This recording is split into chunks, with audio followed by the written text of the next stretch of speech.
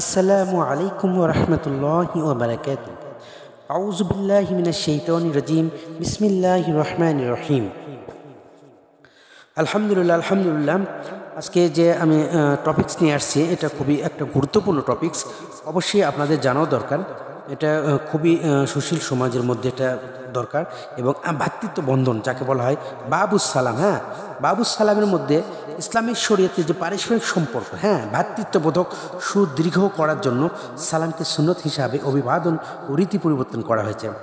ইসলামের ভ্রাতৃত্ববোধের এই সংস্কৃতি প্রথম প্রচলিত হয় হযরত আদম আলাইহিস সালাম থেকে। পরবর্তীতে পর্যায়ে হযরত রাসূলুল্লাহ সাল্লাল্লাহু আলাইহি ওয়াসাল্লামকে সকলকে সালাম প্রদান করার নির্দেশ দেন। সর্বজনীন পরিপূর্ণ জীবন বিধান ইসলামী মানবতার শান্তির জন্য পারস্পরিক সালামের প্রতি যথেষ্ট গুরুত্ব আরোপ করেছে। মহান রব্বুল আলামিন সালাম ও তার উত্তর আদবের সম্পর্কে বলেন, আউযু বিল্লাহি মিনাশ শাইতানির রাজীম। বিসমিল্লাহির রহমানির রহিম। ওয়া ইযা হুয়িতুম বিতাহিয়াতু ফাহাইয়ু বিআহসানা মিনহা আও রুদ্দুহা ইন্নাল্লাহা কানা আলা কুল্লি শাইইন হাসিবা। আর যদি তোমাদের কেউ সালাম দেয় তাহলে তোমরা তার চেয়ে উত্তম সালাম প্রদান করো, অথবা তারই মতো ফিরিয়ে বলো, নিশ্চয় আল্লাহ তাআলা সর্ব বিষয়ে হিসাব গ্রহণকারী। পৃথিবীতে প্রত্যেক সভ্য জাতির মধ্যে পারস্পরিক দেখা সাক্ষাতের সময় ভালোবাসা ও সম্প্রতি প্রকাশার্থে কোনো না কোনো বাক্য আদান প্রদান করার প্রথা প্রচলিত আছে। মুসলমানদের মধ্যেও অভিবাদন রীতি বিদ্যমান, তবে ইসলামের সালাম ব্যাপক অর্থবোধক।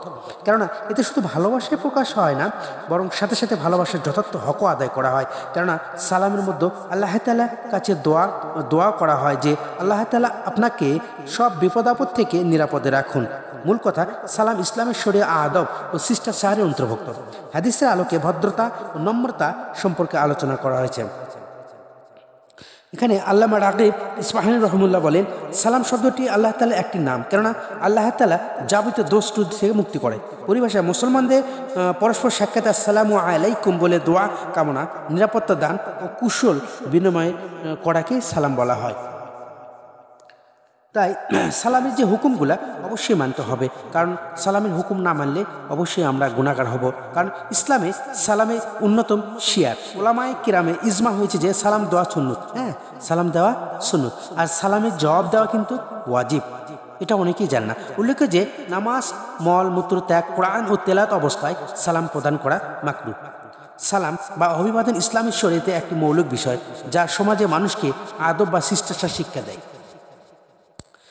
এখানে হাদিস শরীফ আল্লাহ বর্ণনা করেন, আল্লাহ রসুল হাদিসে বর্ণনা করেন, আন আবি হুরায়রা রাদিয়াল্লাহু তাআলা আনহু قال رسول الله صلى الله عليه وسلم خلق الله آدم على صورته وطوله 60 ذراعا فلما خلقه قال اذهب فسلم على أولئك نفر وهم نفر بملائكته جلوس فاستمع ما تحيات ما يحيونك فإنه تحياتك وتحيات ذريتك فذهب قال السلام عليكم فقالوا السلام عليك ورحمة الله قال فزده ورحمة الله قال فكل من يدخل الجنة على سورته آدم وطوله 60 ذراعا فلم يزيل خلق وينقض بعده حتى الآن।